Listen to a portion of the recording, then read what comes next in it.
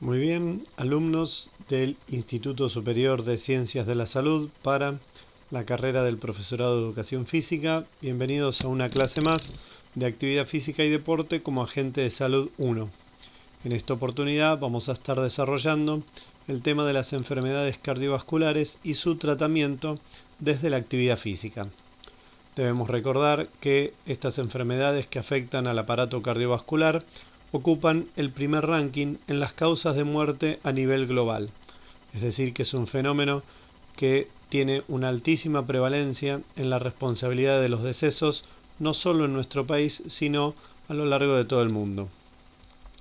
Estas enfermedades cardiovasculares deben ser entendidas desde el concepto de disfunción endotelial, es decir, una alteración en el metabolismo del endotelio, que es esa membrana interna que recubre la pared de nuestros vasos sanguíneos.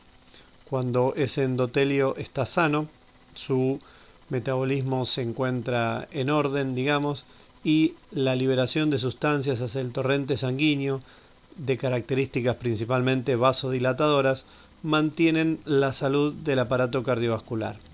Ahora, cuando en esas arterias, venas y demás vasos sanguíneos existe una circulación de lípidos y de colesterol normal que el cuerpo necesita para realizar sus funciones, ¿sí? Síntesis de hormonas, mantener la membrana de las células, etc.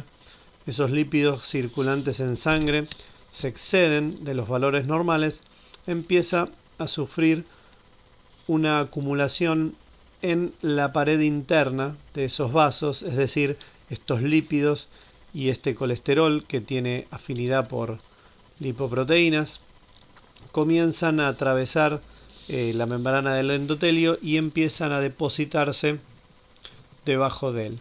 En este sentido es que avanzando ese proceso aterogénico es que se construye una acumulación de esas grasas dentro de la pared de la arteria y va conformando lo que se conoce como el ateroma.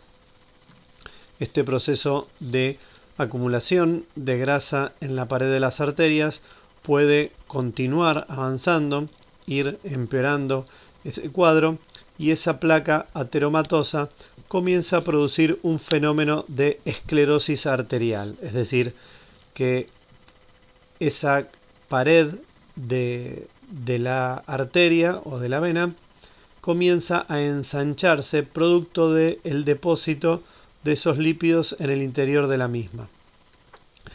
Ese acúmulo de grasa sobre las paredes de las arterias produce que las mismas se ensanchen, es decir, se produce un engrosamiento de esa pared a partir de ese proceso inflamatorio en su interior, comienza a endurecerse, es decir, esa arteria pierde elasticidad, pierde esa capacidad de deformarse y recuperar la forma, digamos, natural, y comienza también a endurecerse.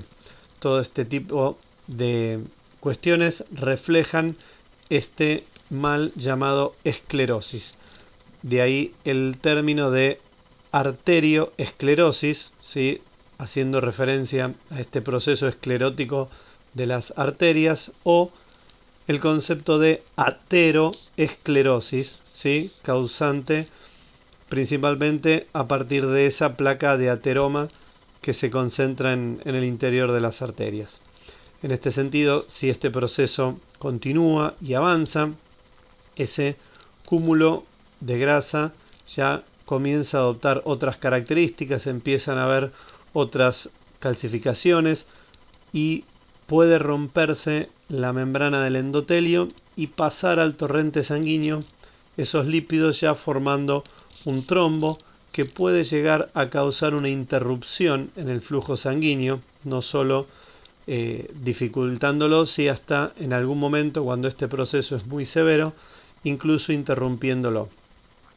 Si hay algún coágulo viajando por la sangre y encuentra esa reducción en el calibre, en la luz arterial, es posible que se produzca un fenómeno isquémico, es decir, una interrupción en el aporte de oxígeno debido a una insuficiencia en la circulación del oxígeno y de los nutrientes por el torrente sanguíneo. Si pensamos en esa arteria ahora en un corte transversal, podemos ver cómo de izquierda a derecha pasamos de ver un vaso sanguíneo sano a uno completamente enfermo, en el cual esas sustancias fueron traspasando la membrana del endotelio y alterando su función metabólica, produciendo un desequilibrio en los lípidos que van circulando por la sangre y los que se acumulan en el interior de esa pared. De esta forma, y avanzando ese proceso ateromatoso, es que se reduce la luz arterial, es decir, el calibre interno que tienen esos vasos para la circulación de la sangre. Cuando a los tejidos no les llega el aporte de nutrientes y de oxígeno que viajan por esa sangre, corren riesgo de necrosis producto de esa isquemia. En este sentido, este fenómeno esclerótico es lo que define a la enfermedad cardiovascular, que como dijimos al principio es la principal causa de muerte a nivel global. Solamente por año de estas enfermedades cardiovasculares se mueren 18 millones de personas en el mundo, y en nuestro país el 30% de las muertes se deben a estas enfermedades cardiovasculares.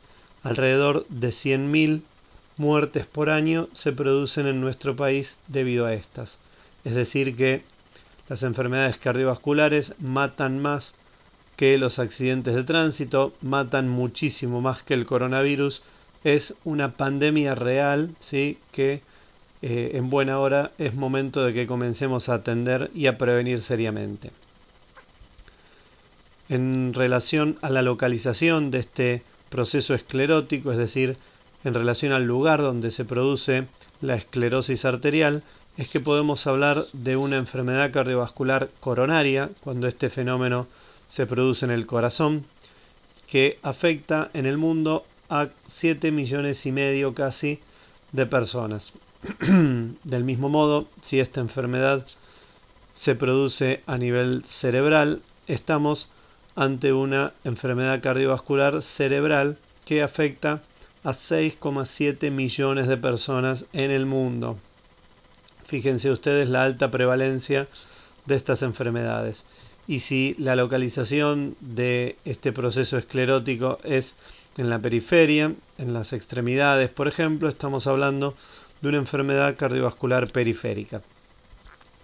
En relación al proceso esclerótico a nivel coronario, es que podemos sufrir la conocida angina de pecho o el angor, que es lo que comúnmente llamamos un preinfarto, es decir, una alteración en el aporte de oxígeno a los tejidos del corazón, produciendo una isquemia localizada en el tejido del miocardio.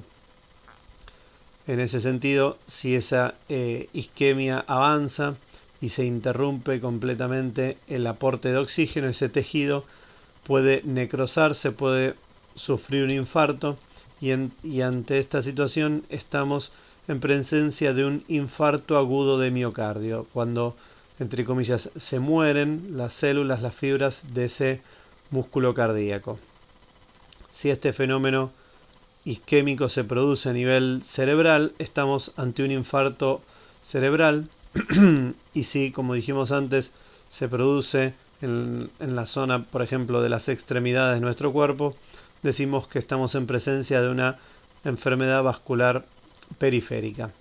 En este sentido, la angina de pecho la habíamos llamado como un proceso isquémico en el cual se reduce el aporte de oxígeno, que puede llegar a derivar en un infarto, ya sea a nivel coronario o a nivel cerebral. Existen factores de riesgo que predisponen a la contracción de estas enfermedades, es decir, que esta causante de muertes tan importante y tan altas, tanto en nuestro país como a nivel global, son prevenibles desde la atención de una serie de factores de riesgo que vamos a ir enumerando, desde los que no pueden ser modificados a los que sí podemos modificar. Como vimos en el caso de otras enfermedades crónico-degenerativas o las llamadas no transmisibles. El principal factor de riesgo es la edad, es decir, que con el paso del tiempo tienden a aparecer naturalmente, producto del deterioro de nuestro organismo, de ese proceso de involución en el cual vamos alcanzando con el paso del tiempo. Como dijimos antes, es un factor de riesgo que no puede evitarse, al igual que el sexo. En este sentido, las mujeres en su etapa fértil, es decir, anterior al climaterio, se encuentran en mejor condición que los varones para afrontar estas enfermedades cardiovasculares. Previo a la menopausia, el organismo de las mujeres produce los estrógenos que actúan como agentes protectores de estas enfermedades cardiovasculares. Con el paso del tiempo y a lo largo de la historia, esta brecha se fue achicando debido a que el contexto sociocultural en el cual se encuentran inmersas las mujeres de hoy achicó la brecha respecto a los varones debido al estrés que suelen padecer estas, que antes, por el rol que se le asignaba dentro de una cultura, no tenía la misma incidencia. Pero aún así, son los varones los que tienen mayor probabilidad de contraer estas enfermedades. Del mismo modo, arrastramos un componente genético y un componente hereditario desde el punto de vista étnico que viene con nuestra raza o con nuestra familia. Es decir, que estas enfermedades tienen un componente vinculado a nuestra herencia natural y biológica.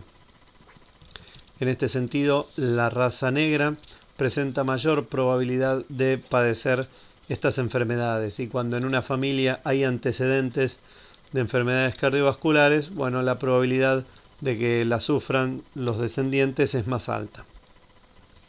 Entrando ya en factores de riesgo que pueden llegar a ser modificables, no decimos que es fácil. El consumo excesivo de alcohol y de tabaco en muchos casos puede tener un componente adictivo y la modificación de ellos no es tan sencillo, pero en principio asumimos que pueden ser controladas o pueden ser evitadas. El tabaquismo y el alcoholismo producen un gran número de radicales libres que son agentes que dañan el endotelio de nuestras arterias y alteran su metabolismo.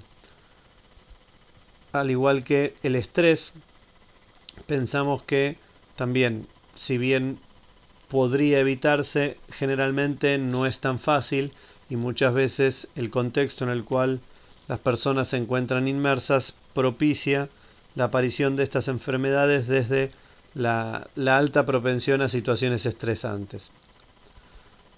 Entrando ya en otros factores de riesgo que a su vez son enfermedades en sí misma, reconocemos a la diabetes mellitus, en particular a la del tipo 2 o insulino resistente. Es un factor de riesgo muy importante para las enfermedades cardiovasculares, junto con el sobrepeso, que en nuestro país afecta al 60% de la población. La diabetes tipo 2 y el sobrepeso podríamos decir que son dos caras de una misma moneda, y junto con las enfermedades cardiovasculares van a conformar un paquete de afecciones al que vamos a llamar síndrome metabólico. Estas enfermedades cardiovasculares pueden entenderse como la dislipemia o dislipidemia y la hipertensión arterial, que afectan al 40% y al 30% respectivamente en nuestro país, comportándose como enfermedades cardiovasculares en sí mismas y factores de riesgo recíprocos. ¿Qué quiere decir? Que la hipertensión arterial es un factor de riesgo para padecer estas enfermedades, y la dislipemia, es decir, el trastorno en el metabolismo de los lípidos que se va a manifestar con una alteración de esa circulación natural de lípidos por la sangre, también representa un factor de riesgo para la hipertensión. He ahí un círculo vicioso en el cual la prevalencia de una condiciona a la otra y la salud cardiovascular está cada vez más deteriorada. En este sentido, este paquete de enfermedades, que a su vez son factores de riesgo de estas enfermedades cardiovasculares, pertenecen a un grupo que como siempre decimos, presentan una raíz hipocinética, es decir, tienen como denominador común al sedentarismo, siendo el sedentarismo un factor de riesgo de estas enfermedades cardiovasculares en general y del sobrepeso, la diabetes, la hipertensión y las dislipemias en particular.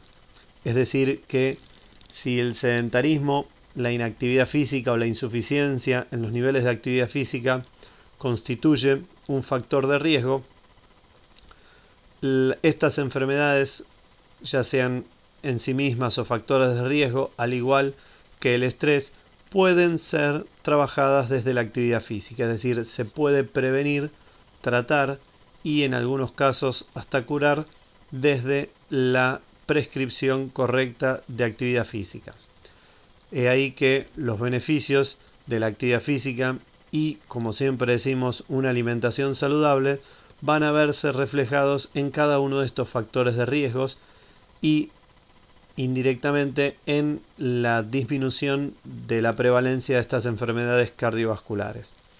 En este sentido, haciendo referencia a la alimentación saludable, tenemos que recordar la importancia de restringir el consumo de grasas y dulces y de sodio, es decir, eliminar el sodio, el cloruro de sodio, lo que conocemos como la sal de mesas, y reducir al máximo lo que aparecía en la cúpula de esa pirámide alimenticia o la porción más pequeña de ese plato nutricional en el cual encontrábamos las grasas y los dulces.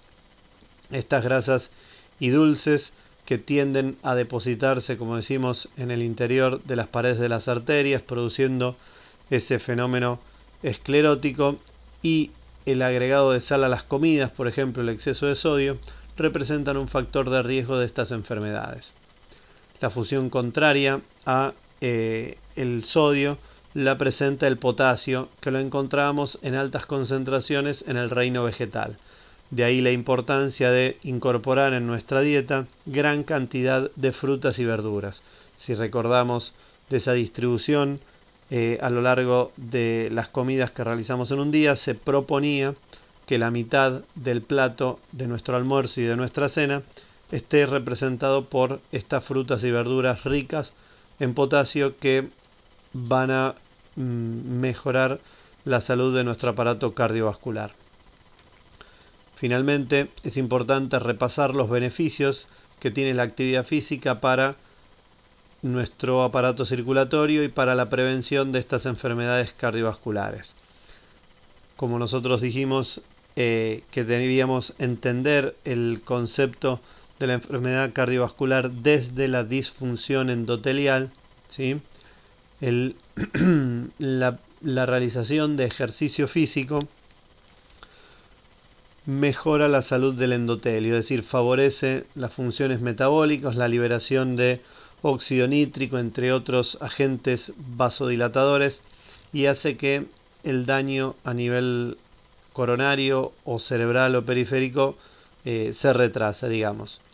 Siguiendo en línea con esto y por las mismas razones que proponemos, el riesgo de trombosis a nivel coronario va a disminuir, ¿sí? Porque ese endotelio va a estar más sano, va a dejar va a ser menos permeable a que los lípidos ingresen y tiendan a acumularse en el interior de esa pared, y después que ese endotelio no esté dañado va a impedir la liberación de lípidos nuevamente al torrente sanguíneo, ¿sí? Y la conformación de esos trombos de los que habíamos hablado.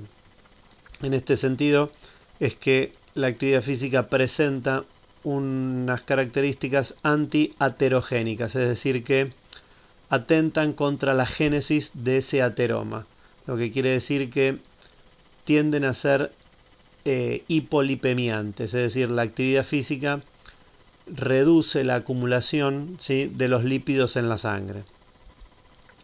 En este sentido, y pensando a nivel coronario, a nivel del corazón, la actividad física también va a favorecer los mecanismos de contracción y de relajación, es decir, la función del miocardio va a ser mucho más eficiente, y eso va a hacer que la energía que necesite ese músculo va a ser menor, es decir, como cualquier entrenamiento, aumenta la eficiencia de esa fibra.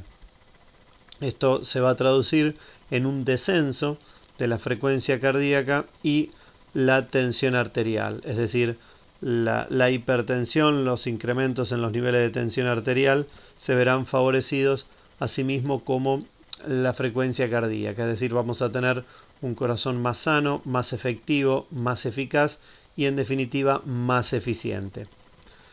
Sin olvidar el carácter multifactorial de la salud e incluyendo en nuestra salud el componente psicosocial, reconocemos en la actividad física también un beneficio a este nivel, reduciendo los niveles de estrés y ansiedad, que como hemos visto antes, también presentan un factor de riesgo para estas enfermedades. En línea con estas enfermedades y ya metiéndonos en el plano de las dislipidemias o dislipemias, vamos a estar hablando de una alteración en el metabolismo de los lípidos y una pérdida de ese balance normal de los lípidos que viajan por la sangre. Esos lípidos, en definitiva, son los triglicéridos y el colesterol. El colesterol es una sustancia química que nuestro cuerpo la necesita, ¿sí? La puede consumir, es decir, puede provenir por medio de los alimentos o la podemos producir en nuestro hígado, pero en definitiva es una sustancia química que tiene afinidad por unas lipoproteínas y se asocia a ellas para ir circulando por la sangre. Necesitamos un nivel de triglicéridos y un nivel de colesterol, ¿sí? Dado, pero cuando ese nivel empieza a alterarse y esos lípidos comienzan a circular con mayor cantidad por el torrente sanguíneo, es que empezamos a correr este riesgo aterogénico, es decir, que se comience a conformar esa placa ateromatosa y se depositen en las paredes de las arterias. Cuando nosotros tenemos mayor cantidad de triglicéridos viajando por la sangre que los valores normales, hablamos de una hipertrigliceridemia, es decir, el prefijo hiper hace alusión al incremento de triglicéridos y con el sufijo emia hacemos referencia al tránsito sanguíneo. Cuando hablamos del colesterol total en exceso que viaja por nuestra sangre, hablamos de una hipercolesterolemia, es decir, un acúmulo por encima de los valores normales de colesterol en sangre. Ese colesterol total está conformado por 3 lipoproteínas, las de alta densidad, conocido como HDL, que es lo que comúnmente llamamos el colesterol bueno, las lipoproteínas de baja densidad, que son las que llamamos bajo el acrónimo LDL, conocidas también como el colesterol malo, y si se quiere también podemos reconocer una lipoproteína de muy baja densidad, ¿sí? Que se representa con la sigla B corta LDL, que son, digamos, la peor manifestación de este colesterol. Como dijimos antes, el colesterol como sustancia química tenía afinidad por estas lipoproteínas y cuando se asocia a ellas y viaja por el torrente sanguíneo, cuando se asocia a la lipoproteína de baja densidad, esta viaja hacia las células y cumple su función natural, es decir, repara las membranas, ¿sí? Favorece la secreción de hormonas, etc. Cuando los triglicéridos se asocian a las proteínas o a las lipoproteínas de muy baja densidad, tienden a acumularse en las paredes de las arterias y es ahí cuando comienza a formarse esa placa ateromatosa. En cambio, si el colesterol se asocia a esas lipoproteínas de alta densidad, ¿sí? A las que llamábamos de buena calidad, es ahí cuando el colesterol sigue su camino hacia el hígado y ahí se metaboliza. Por eso decimos que el HDL es el colesterol bueno, porque es el que reutiliza, ¿sí? El colesterol para la función natural del cuerpo. Si decimos que las lipoproteínas de baja o de muy baja densidad son las que tienden a acumularse, ¿sí? Las llamamos el colesterol malo. Bueno, el HDL, perdón, lo que sería el colesterol bueno, es ese carrito por el cual vamos llevando, ¿sí?, al colesterol hacia el hígado para metabolizarlo.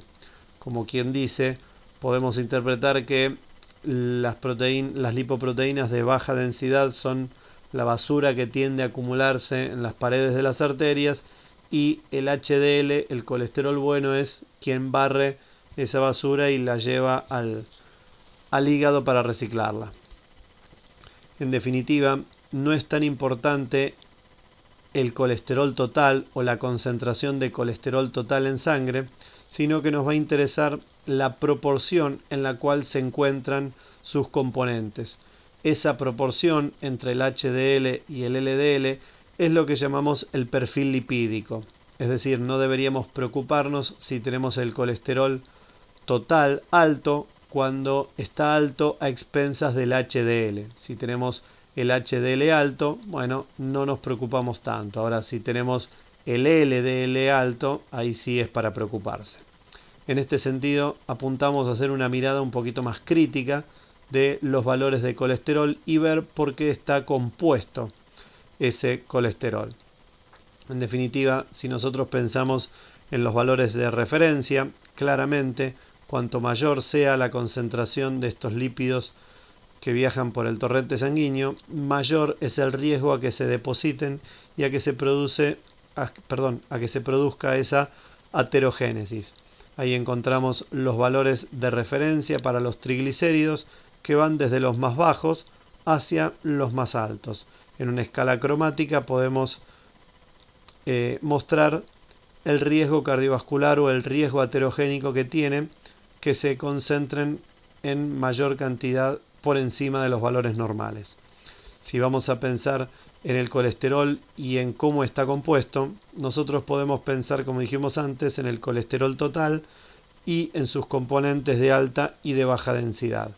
En relación al LDL o a las lipoproteínas de baja densidad o al que llamamos el colesterol malo, encontramos los valores de referencia que muestran ese riesgo cardiovascular. Obviamente, cuanto mayor sea el acúmulo de estos lípidos en la sangre, el riesgo aterogénico es más alto. El HDL, a diferencia del LDL, debe ser leído en función del sexo.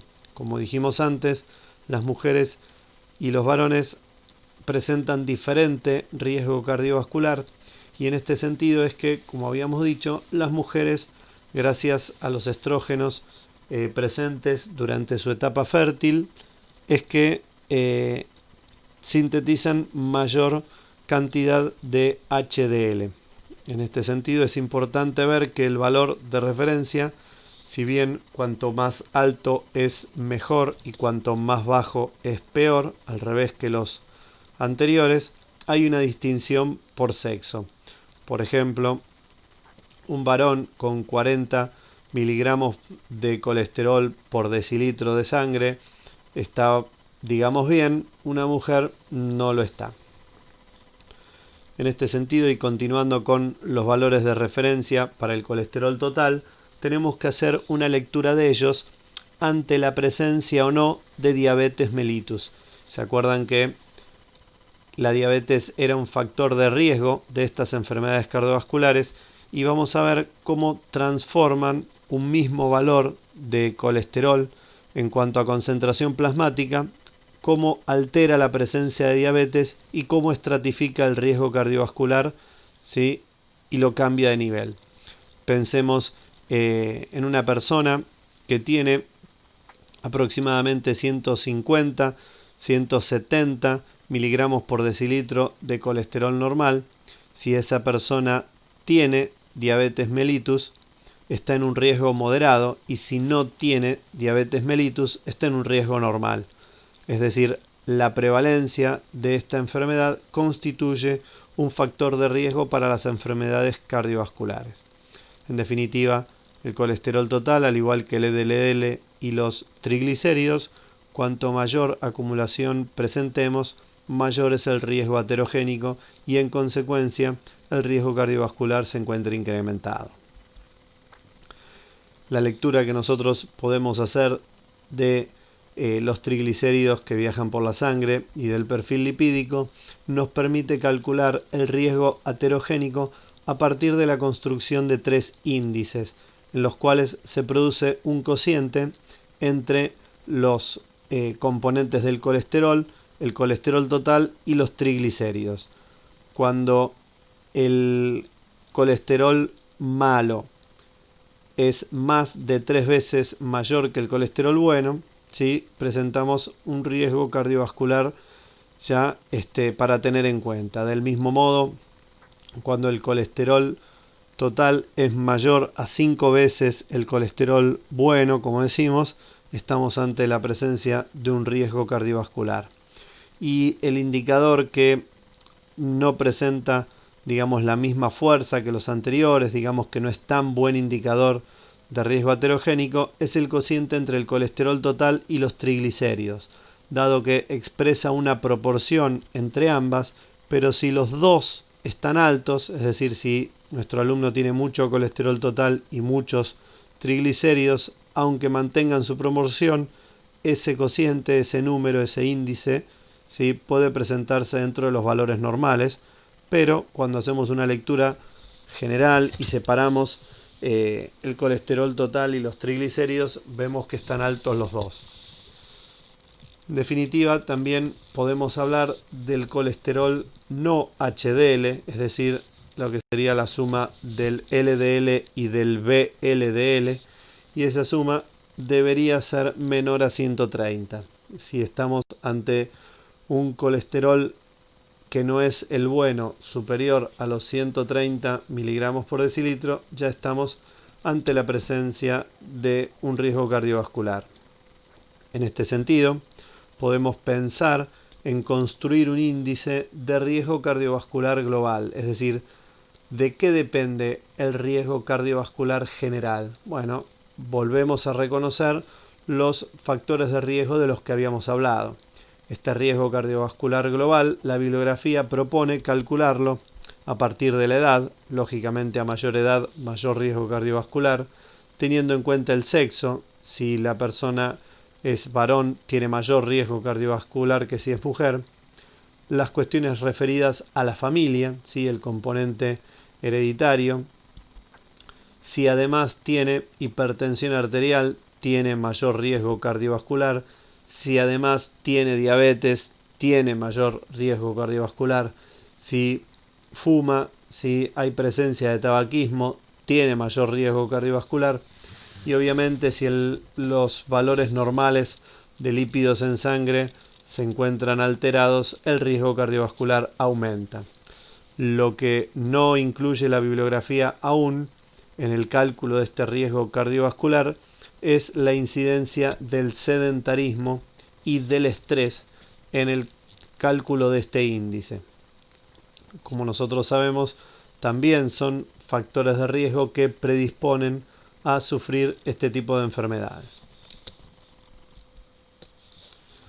Por el otro lado, la otra enfermedad cardiovascular que dijimos que a su vez representaba un factor de riesgo de estas era la hipertensión arterial, es decir, un incremento por encima de los valores normales de la tensión arterial. ¿Cómo debemos entender la tensión arterial? Bueno, como la presión que ejerce la sangre sobre esas paredes de las arterias. Recordando que la presión tiene que ver con la aplicación de una fuerza en una determinada área o sobre una superficie. Nosotros tenemos que pensar que la sangre que viaja por nuestros vasos sanguíneos ejerce una fuerza que se distribuye en la pared de la arteria. En este sentido es que hablamos de la presión arterial como la fuerza que ejerce la sangre sobre la superficie de esa vena, de esa arteria. ¿De qué depende la presión arterial? Es decir, ¿cómo va a ser más alta o más baja la presión arterial? Bueno, decimos que refiere a un componente central y a un componente periférico. El componente central es lo que habíamos llamado el gasto cardíaco, eso que se conoce como el volumen minuto circulatorio, que tiene que ver con la cantidad de sangre que circula por nuestros tejidos en un minuto. Y ese componente central también se encuentra en relación a un componente periférico, es decir, a la resistencia que encuentra la sangre, ¿sí?, en su tránsito por las arterias y por las venas de menor calibre. En este sentido, nosotros podemos pensar que, en definitiva, la presión arterial en su componente central está determinado por el volumen sistólico y la frecuencia cardíaca, es decir, ese volumen minuto circulatorio se calculaba como el producto entre la cantidad de sangre que expulsa el ventrículo izquierdo en cada sístole ventricular y la frecuencia cardíaca, que es la cantidad de veces que lo hace por minuto.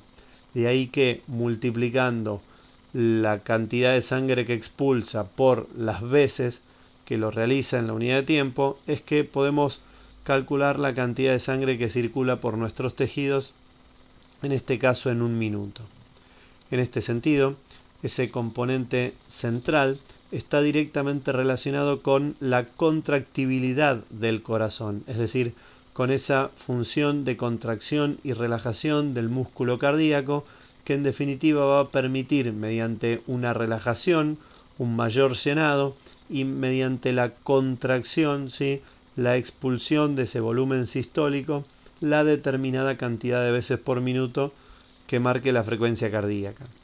Esa contractibilidad del corazón, esa función de bombeo, es en definitiva la que va a hacer circular la sangre por el resto de las arterias, de mayor a de menor calibre. De ahí que la luz arterial, es decir, el diámetro de esas arterias o el calibre de ellas, va a presentar uno de los factores de la resistencia periférica, al igual que la capacidad, digamos, elástica de esos vasos sanguíneos, es decir, esa musculatura lisa que recubre los vasos sanguíneos. Al tener mayor elasticidad, ¿sí?, la resistencia será menor. Del mismo modo, la viscosidad de la sangre va a condicionar el flujo que ella tiene por dentro de esos vasos. Una sangre de menor viscosidad va a fluir de otra manera, ¿sí?, va a encontrar menor resistencia a su paso, y es por eso que también condiciona la resistencia periférica. Si nosotros pensamos en la presión arterial como la fuerza con la que el corazón debe vencer esa resistencia, es decir, la presión arterial es un indicador del esfuerzo cardíaco, ya que en cada sístole ventricular, en cada expulsión que hace nuestro ventrículo izquierdo en esa tarea de bombeo de sangre hacia el torrente sanguíneo, va a encontrar una resistencia, es decir, la presión arterial es la que tiene que vencer el corazón para hacer fluir esa sangre. Entonces podemos pensar que esas arterias están siendo presionadas, es decir, están sufriendo cierta compresión, ¿sí?, que representa la resistencia que tiene que vencer el corazón. Imagínense que esa compresión que hace, digamos, la vena sobre la arteria y representa la resistencia que encuentra el corazón a hacer fluir la sangre, es lo que nosotros llamamos la tensión arterial, que tiene una versión sistólica, que es cuando el corazón expulsa la sangre con su sístole ventricular, y la resistencia que tiene que vencer para la expulsión de ese volumen sistólico, como decimos, es lo que representa la tensión arterial sistólica, lo que le llaman la máxima o la alta. Del mismo modo, la otra versión de la tensión arterial es cuando el corazón se relaja y se produce el llenado auricular. En este sentido, cuando se produce ese retorno venoso y la sangre vuelve a llenar ese ventrículo izquierdo, es cuando encontramos esa presión diastólica, lo que comúnmente llamamos como la mínima o la baja. El problema de esta tensión arterial, este concepto de presión que estamos desarrollando, es su unidad de medida. La unidad de medida para la tensión arterial es el milímetro de mercurio. Entonces nos tenemos que imaginar una columna, ¿sí?, llena del elemento químico mercurio, que en su estado líquido tiene un determinado peso. El peso de esa cantidad de mercurio sería el que comprime la arteria, ¿sí?, y ejerce esa presión producto del peso de ese mercurio dispuesto adentro de esa columna. Entonces, si nosotros pensamos en que tenemos 12 milímetros de mercurio, ¿sí?, sobre la arteria, el peso de esos 12 milímetros cúbicos de mercurio van a comprimir la arteria y van a reducir su calibre, como decíamos antes, y en ese sentido es que estamos ante la presencia de la tensión arterial sistólica, es decir, en cada sístole ventricular el corazón encuentra una resistencia del orden de los, por ejemplo, 124 milímetros de mercurio. Y cuando el corazón termina su sístole ventricular y comienza el llenado, la tensión arterial desciende a, por ejemplo, unos 85 milímetros de mercurio. Esa es la que llamamos la tensión arterial diastólica.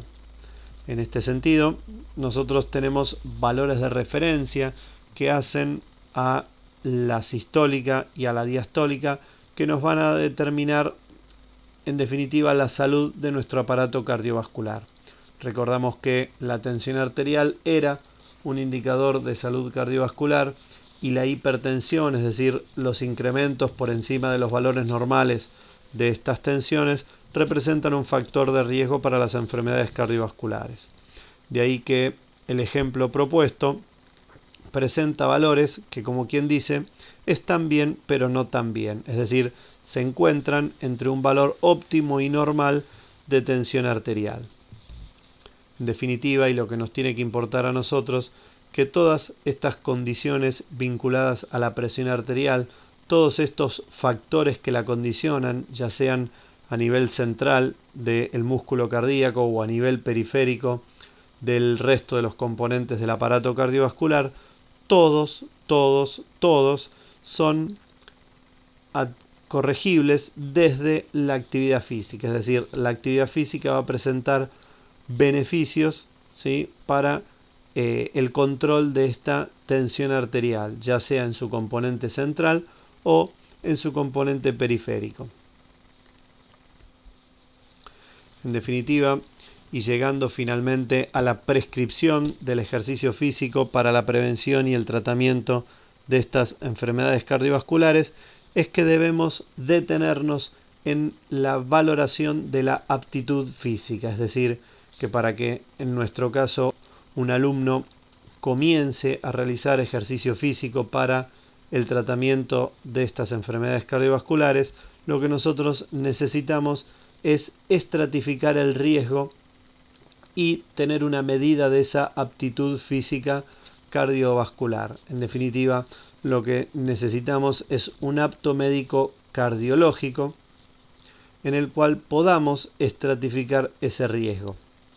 La alternativa, en nuestro caso, es un cuestionario que se llama PAR-Q, en el cual se estratifica el riesgo cardiovascular a partir de una encuesta en la cual se indaga sobre la sintomatología y la prevalencia de esos factores de riesgo a nivel cardiovascular.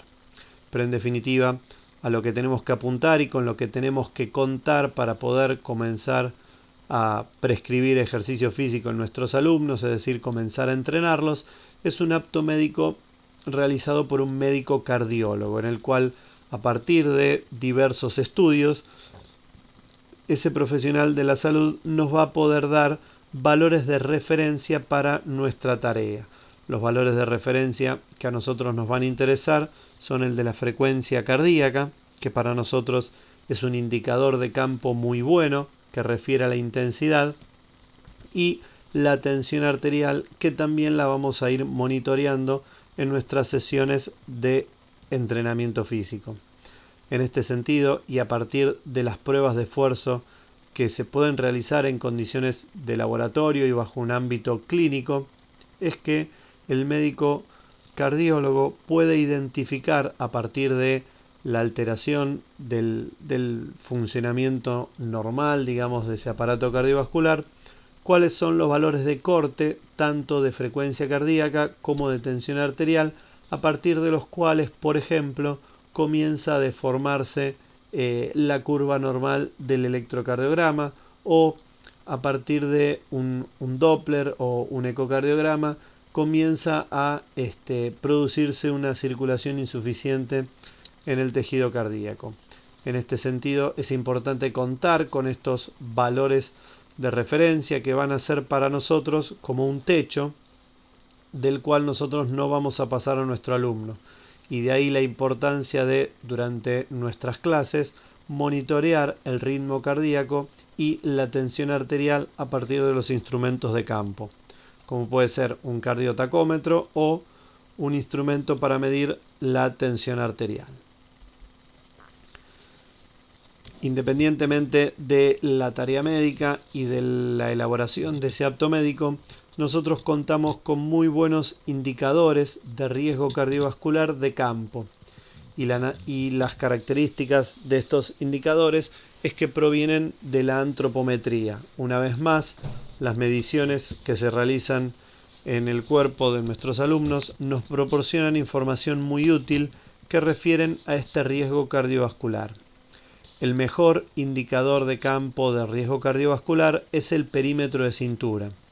Desde la bibliografía se ha soportado con mucha fuerza que entre el perímetro de cintura y la acumulación de grasa en el interior del organismo existe un correlato muy fuerte, es decir, la acumulación de grasa en la zona abdominal, en la zona de la cintura, se correlaciona muy fuertemente con la acumulación de grasa en el interior del cuerpo, ya sea en las paredes de los órganos o en el interior de los mismos, o circulando por la sangre. Es por eso que el perímetro de cintura funciona muy bien como indicador de campo de riesgo cardiovascular. Del mismo modo, aunque en menor medida, el cociente que podemos construir entre el perímetro de cintura y el perímetro de cadera. Existen los valores de referencia para varones y para mujeres en estas variables propuestas, dado que la distribución de la grasa corporal, aquella que habíamos llamado de tipo ginoide o androide, para las mujeres y para los varones respectivamente, presenta diferentes distribuciones. Es por eso que, en función de estos indicadores antropométricos, cada sexo tiene su propia escala. No así con el índice cintura-talla, es decir, la relación que existe entre el perímetro de cintura y la estatura. En general, podemos decir que ya seamos varones o mujeres, nuestro perímetro de cintura tiene que ser menor a la mitad de nuestra estatura. Si nuestro alumno tiene un perímetro de cintura superior a la mitad de su estatura, podemos sospechar que ya presenta un riesgo cardiovascular alto, dado que ese acúmulo de grasa en la zona del abdomen guarda, como dijimos antes, un correlato muy fuerte con los lípidos que viajan por la sangre. En definitiva, si nosotros vamos a hablar de ejercicio físico, tenemos que reconocer dos grandes conceptos que son muy importantes. Por un lado, las capacidades físicas que vamos a desarrollar, y por el otro, la programación o la periodización de la carga de entrenamiento, es decir, qué cualidades físicas vamos a estimular y cómo vamos a hacer para periodizar ese estímulo, cómo vamos a hacer la programación de la carga de entrenamiento. Por el lado de las capacidades físicas, hablamos siempre de las mismas. Nos preocupa el desarrollo de la flexibilidad, de la resistencia y de la fuerza en el ámbito del entrenamiento para la salud, el fitness o la calidad de vida, y conforme avanzan los años, comienza a ganar protagonismo el desarrollo de las capacidades coordinativas en general y de equilibrio en particular. Pero en definitiva, nosotros vamos a estar hablando siempre de la combinación entre fuerza, resistencia y flexibilidad en estas poblaciones. Por el lado de la programación del esfuerzo, la periodización de la carga de entrenamiento, reconocemos dos parámetros de carga muy importantes que son el volumen y la intensidad. Nosotros, en definitiva, podemos resumir que en estas poblaciones, en las cuales no nos preocupa el rendimiento, sino la mejora de la salud y la calidad de vida, primamos el volumen sobre la intensidad, es decir, toda programación va a producir un incremento de la carga desde el volumen hacia la intensidad. Lo último que vamos a aumentar es la intensidad y el incremento de esas cargas de entrenamiento en principio lo pensamos desde el volumen. Es por eso que hacemos referencia a que vamos desde el volumen hacia la intensidad, la cual va a ser distinta si nosotros queremos trabajar o abordar las dislipemias o la hipertensión arterial. Es decir, que el trabajo para el tratamiento de la hipertensión arterial va a tener una intensidad diferente a aquellos trabajos que haremos para la mejora de las dislipemias. Si nosotros queremos, por ejemplo, bajar los triglicéridos y bajar la tensión arterial, los esfuerzos a los cuales, entre comillas, sometamos a nuestros alumnos van a ser de moderada a baja intensidad. Es decir, lo que estamos buscando es utilizar esos triglicéridos como sustrato energético. Recordamos que un triglicérido es una molécula de glicerol unida a 3 ácidos grasos libres y a partir de los procesos enzimáticos vinculados a la lipoproteína lipasa y demás, es que podemos descomponer ese triglicérido y utilizar esos ácidos grasos libres como combustible. Del mismo modo, como la respuesta aguda de la tensión arterial al ejercicio es directamente proporcional a la intensidad, es decir, si la intensidad del ejercicio sube, la tensión arterial sube. Cuando trabajamos con hipertensos, la intensidad tiene que ser moderada a baja para mantener los valores de tensión arterial dentro de los valores que nos proporciona el cardiólogo. En definitiva, y resumiendo, si vamos a trabajar con hipertensos o si queremos bajar los triglicéridos, la intensidad tiene que ser de moderada a baja. En cambio, si nuestro objetivo está puesto sobre el incremento de los valores de colesterol bueno, es decir, si pretendemos subir el HDL, lo que vamos a tener que soportar es una intensidad moderada a alta. Es decir, que para que suba el colesterol bueno, debe realizarse un esfuerzo de moderada a alta intensidad. Acá es importante hacer un paréntesis en ese tratamiento de las enfermedades cardiovasculares y la función hipolipemiante de algunos medicamentos. Es decir, existen medicamentos para disminuir los triglicéridos o para disminuir el LDL, pero en la actualidad la única manera de subir, de incrementar, de aumentar el colesterol bueno, la única forma de que suba el HDL es mediante la realización de actividad física. Y en particular la combinación de fuerza y resistencia. Es decir, si nosotros queremos mejorar el HDL, tendremos que desarrollar la resistencia a la fuerza. Es decir, tendremos que entrenar de manera intervalada o intercalada esfuerzos que venzan resistencias y que se sostengan en el tiempo. Es decir, mezclar esfuerzos de características preponderantemente aeróbicas con entrenamientos con sobrecarga. Es decir, como dijimos antes, entrenar la fuerza y la resistencia. El cuidado que tenemos que tener es cuando entrenamos la fuerza en poblaciones hipertensas que debemos evitar las manifestaciones isométricas. Es decir, tenemos que evitar mantener la tensión muscular en el tiempo, dado que cuando el músculo se contrae, tiende a interrumpir el flujo sanguíneo, es decir, tiende a que esos vasos se compriman y el corazón encuentre mayor resistencia para hacer circular la sangre a través del tejido muscular. En definitiva, tenemos que resaltar que tanto para el tratamiento de la hipertensión como de las dislipemias, nuestros alumnos deben hacer esfuerzos de características aeróbicas y deben realizar entrenamientos contra resistencia, es decir, hay que propiciar estímulos de fuerza. El cuidado que tenemos que tener es la intensidad, ¿sí?, que debe ser baja en el caso de los hipertensos y no debe reunir esfuerzos de características isométricas. En definitiva, nosotros sabemos, como siempre, que la combinación entre alimentación saludable y ejercicio físico va a producir directamente un descenso de peso, y entre estos tres factores nos vamos a asegurar un descenso de la tensión arterial. Es decir que, independientemente de la edad y del peso que tengan nuestros alumnos, a corto plazo la tensión arterial va a disminuir solo, entre comillas, por el hecho de realizar ejercicio físico, modificar los hábitos de alimentación y mantener un control de peso va a producir estos descensos de la tensión arterial.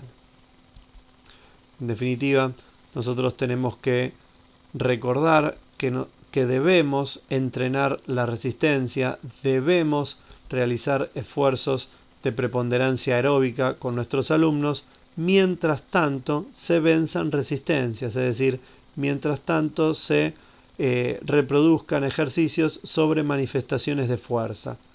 Es decir, nunca olvidarnos de la sobrecarga. El cuidado que tenemos que tener es la intensidad de esa sobrecarga, ¿sí? Pero hasta los hipertensos deben entrenar la fuerza. Moderada a baja intensidad, pero deben entrenar la fuerza. Es decir, que la combinación entre fuerza y resistencia, una vez más, es lo que nos va a dar un tratamiento exitoso de las enfermedades no transmisibles en general y de las cardiovasculares en particular, estando más cerca de la resistencia a la fuerza para los hipertensos y la fuerza-resistencia para los enfermos con dislipemias. Así que a pensar ahora en modelos de clase, en programaciones de estímulos que procuren atender a estas poblaciones especiales.